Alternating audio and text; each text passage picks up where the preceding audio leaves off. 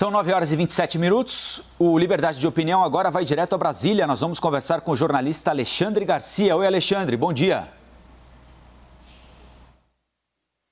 Bom dia, Colombo. Quero dizer que eu concordo com sua filha, né? Com esse óculos, parece que você vai dizer uma piada. Ela achou engraçado. Eu falei, mas por que você achou engraçado? Ela não soube me explicar, mas bom não ficou, né? Alexandre, nós estamos hoje aqui, é claro, hoje num dia especial, né? Acompanhando muito de perto o velório de Diego Armando Maradona. Aliás, se a gente tiver imagens ao vivo lá da Casa Rosada, podemos mostrar. Desde as 6 horas da manhã, a Casa Rosada está aberta, a sede do governo argentino está aberta para que as pessoas possam acompanhar o velório de Diego Armando Maradona e passar rapidamente pelo local onde está o corpo. É exatamente esse local aí, nós estamos vendo uma parte do caixão onde ele está. Morreu ontem por volta de 10 horas da manhã, depois de uma série de complicações de saúde.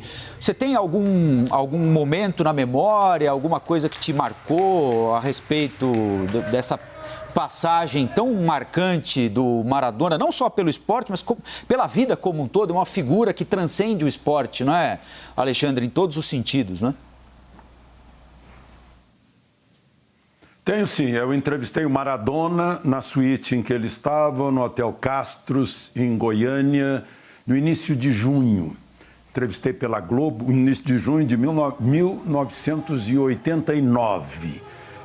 Ele teve 4 jogos em Goiânia, não fez nenhum gol, né? Mas, enfim, era a atração em todos os jogos. E quando terminou a entrevista e desligaram as câmeras, saíram, ficamos lá conversando, e eu, como trabalhei 3 anos na Argentina e estava tomando posse o Menem, Carlos Menem, e estava saindo o Alfonsín, eu puxei assunto de política com o Maradona. E eu vi que ele não queria conversar de política, ele ficou assim meio absorto, distraído. E aí tivemos que mudar o assunto, né? Mas foi um encontro que eu tive com um grande herói do futebol. Agora, eu estou vendo aí imagens, eu já vi isso, né?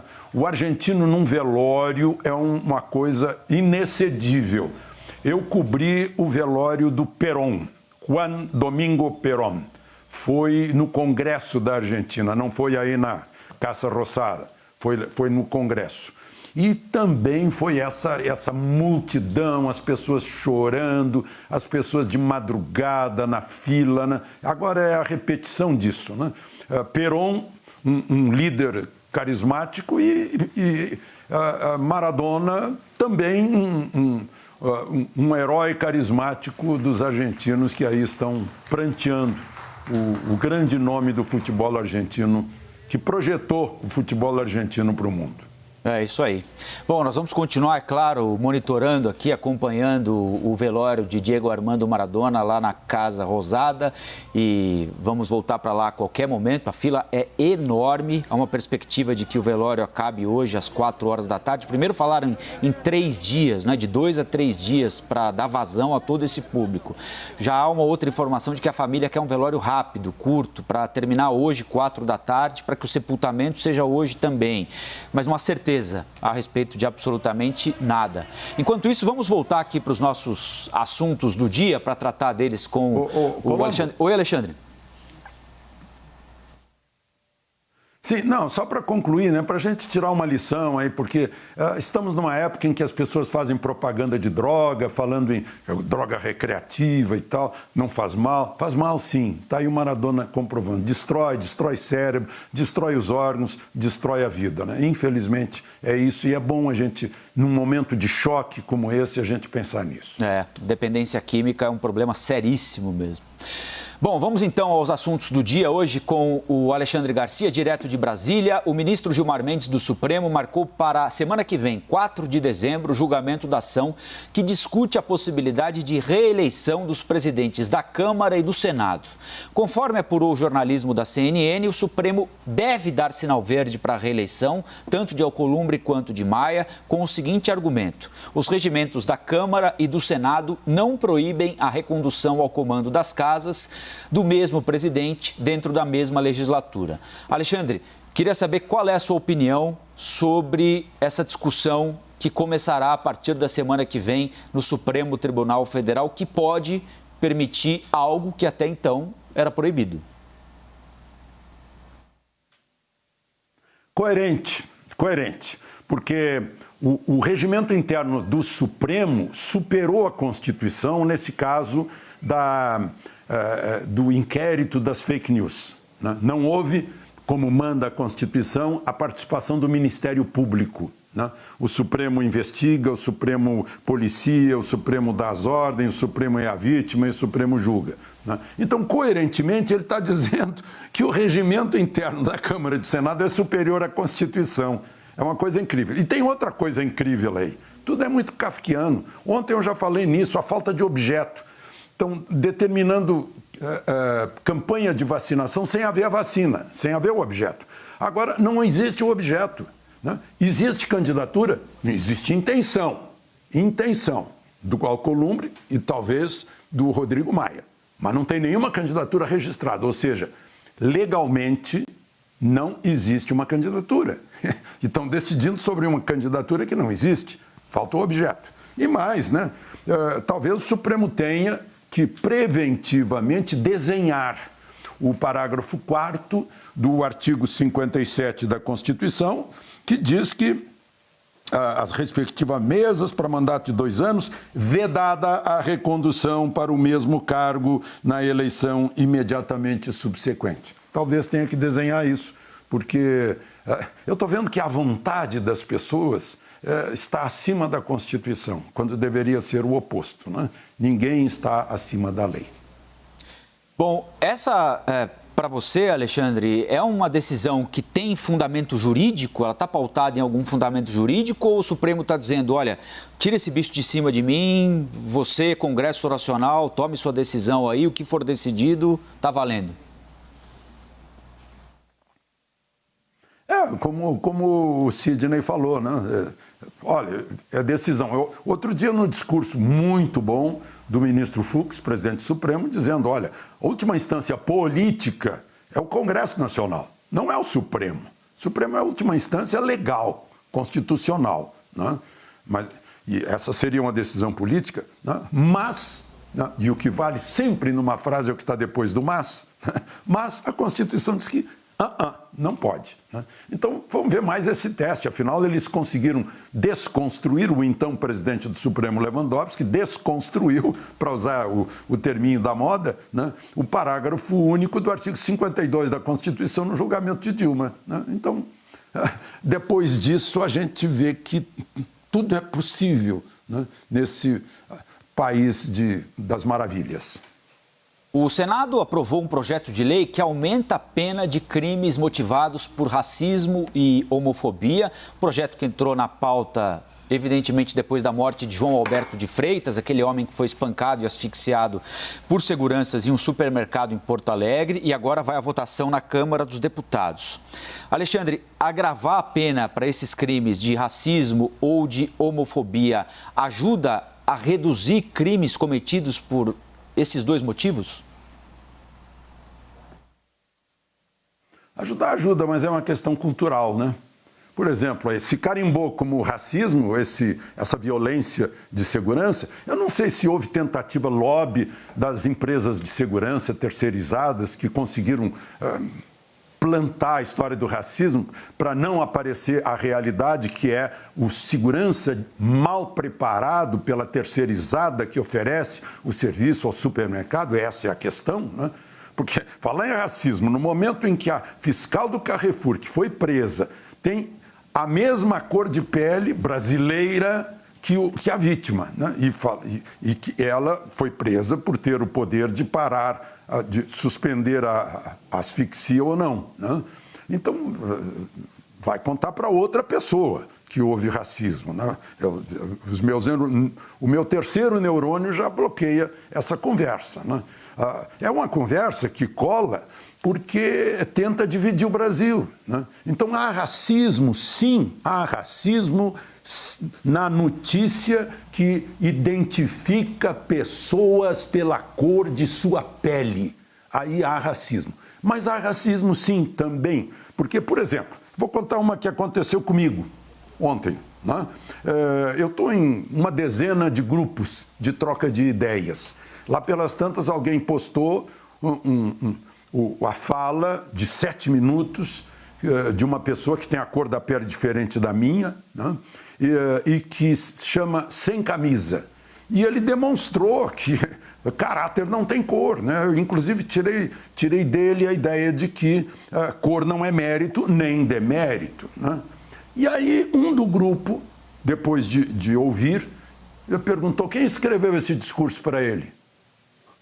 Aí eu respondi, eu primeiro falei para minha mulher, ou eu saio do grupo ou esse sujeito sai do grupo, porque eu não fico com racista. Né? A minha mulher disse, não vai brigar. Aí eu não conseguia dormir, pus o seguinte, racismo me dá urticária. Fulano de tal pensa que uma pessoa de cor da pele diferente da dele não tem capacidade para fazer o discurso que fez. Não poderia dormir aceitando calado a observação dele feita aqui. Né? Aí descarreguei um pouco a minha indignação. Então existe sim, né? E às vezes surpreende a gente, está no mesmo grupo em que a gente está, surpreende. Né? Mas tudo bem, acho que a lei, toda lei que se tornar mais rígida, ela diminui o crime de homicídio, diminui o crime de furto, de calúnia, de injúria, de difamação, né? Quando alivia é o contrário. Quando tira da prisão um sujeito que merecia ficar na prisão, está estimulando o crime, né? Por isso que a gente diz que é o país da impunidade. Então tem que apertar, né? Tem que assustar as pessoas. A pessoa não tem caráter, né? Mas precisa ter medo da lei. No momento que ela tem medo da lei, cai. Né? Vejam só, 2019, nunca se viu isso no planeta Terra. O homicídio cai de um ano para o outro em mais de 20%. Isso em qualquer campanha exitosa cai 2%, 1%, caiu mais de 20%. Por quê? Com medo da lei. Né? Então tem que haver isso, o sujeito tem que ter medo da multa, né? Porque não vai fazer as coisas de bonzinho se não tiver caráter, tiver formação que vem de casa, né? Que cidadania é o cumprimento das leis. Né? E essas outras questões que você levantou, homofobia, o racismo, isso vem da formação de caráter, do respeito aos direitos alheios, né? Da dignidade humana. De saber quando as pessoas lá no hotel dizem assim, qual é o seu gênero? Gênero humano, obviamente, né? Então, todos humanos somos iguais, até a Constituição diz isso, embora não cumpra, né? Todos somos iguais até perante a lei. Nós vamos dar mais um pulinho lá em Buenos Aires agora, para a Casa Rosada. Continua a fila enorme de pessoas passando ali em frente ao caixão de Diego Armando Maradona, que está desde as 6 horas da manhã ali, coberto por uma bandeira da Argentina, pela camisa número 10 do Boca Juniors, que ele vestiu em 2 oportunidades, em 2 passagens pelo clube, e também pela camisa 10 da seleção argentina, que ele vestiu em 4 Copas do Mundo. Em uma delas foi campeão, na outra foi vice-campeão. E aí a imagem do lado de fora da Casa Rosada. Houve algum tumulto durante a manhã, enquanto a polícia tentava organizar com esses gradis a fila para que as pessoas pudessem se aproximar da Casa Rosada. Agora a situação já bem mais calma, felizmente. Foram 2 momentos ali mais intensos de tumulto, agora as coisas aparentemente bem mais calmas, numa manhã de calor na Argentina. Da última vez que nós conversamos com o Diego Rezende, já eram 25 graus lá, a tendência de que a temperatura ultrapasse os 30 hoje em Buenos Aires. A possibilidade neste momento de que Diego Armando Maradona seja sepultado ainda hoje. É a informação que nós estamos recebendo dos nossos colegas lá em Buenos Aires. Não se sabe o horário ainda, mas ele deve ser sepultado em um cemitério privado em Buenos Aires. Jardins da Bela Vista é o nome do cemitério privado onde ele deve ser sepultado hoje, mas, repito, essa possibilidade pode ser alterada na medida em que o volume de pessoas aumentar muito aí em frente à Casa Rosada. Bom, vamos voltar com liberdade de opinião. Já já a gente volta a Buenos Aires. Eu quero antes voltar a Brasília para continuar conversando com o Alexandre Garcia e tratar de um outro tema importante aqui, Alexandre. Ontem também o Senado aprovou um outro projeto, o projeto da nova lei de falências. É um texto que prevê novas regras para que empresas tenham melhores possibilidades de negociação de dívidas e evitar o fechamento delas e todas as consequências negativas para a economia, mercado de trabalho. O ministro Paulo Guedes falou sobre a relevância da aprovação deste projeto pelo Senado. Nós estamos cicatrizando a economia mais rápido. Da mesma forma que nós temos agora um Banco Central Autônomo aprovado pelo Senado, exatamente para garantir que a alta setorial e transitória de preços não vire uma alta permanente, não seja uma inflação. Essa lei de falências, conduzida no Senado pelo senador Rodrigo Pacheco, acelera a velocidade de cicatrização da economia. Derrubei o telefone aqui, mas foi rápido. Paulo Guedes disse ainda que a nova lei de falências é um capítulo histórico para o Brasil e que as reformas necessárias para a retomada do crescimento seguem em bom ritmo. Alexandre, queria que você falasse um pouquinho sobre a aprovação dessa lei de falências. Ela é tão importante assim para nos fazer compreendê-la como uma reforma que vai nos ajudar, como disse o ministro, a cicatrizar feridas provocadas por crises econômicas, especialmente esta agora provocada pela pandemia? Colombo, eu vou parafrasear Churchill. Quando a Inglaterra festejava o êxito do resgate de 338 mil soldados de Dunkerque, na grande retirada de Dunkerque, Churchill lembrou: não se ganham guerras com retiradas. Então, a paráfrase é, né, não se retoma a economia com falências. Eu acho que parece absurdo, né? O que disse o ministro Paulo Guedes. Mas é a possibilidade de as empresas que foram quebradas, elas não quebraram sozinhas, elas foram quebradas. As empresas que foram quebradas por atos de governadores e de prefeitos que mandaram fechar. Olha lá o artigo 468 ou 486 da CLT, hein? Só para lembrar. Aí, eu acho que, sim, facilita-se a liquidação extrajudicial ou a recuperação extrajudicial para ficar mais rápido. Agora, nesse tempo todo em que eu cobri a economia, eu não sei quantas vezes eu vi atualizar a lei de falência, e sempre com a perspectiva de que a nova lei de falência salvaria a economia. Não tem como, né? Eu não sei, 4, 5 vezes eu vi isso. Vi lá atrás, no outro século, agora no início deste milênio, né? Então, tomara que isso facilite. Na verdade, é desburocratizar, é tornar as coisas mais simples e não envolver o Estado tanto nessas questões que podem ser resolvidas mais diretamente, mas haverá pendências que vão acabar sendo discutidas na Justiça, né? Com toda aquela retranca da justiça e a demora em dar uma solução final para pessoas que precisam receber seus créditos. Alexandre, um ótimo dia e até amanhã no próximo Liberdade de Opinião, hein? Aproveitem o dia.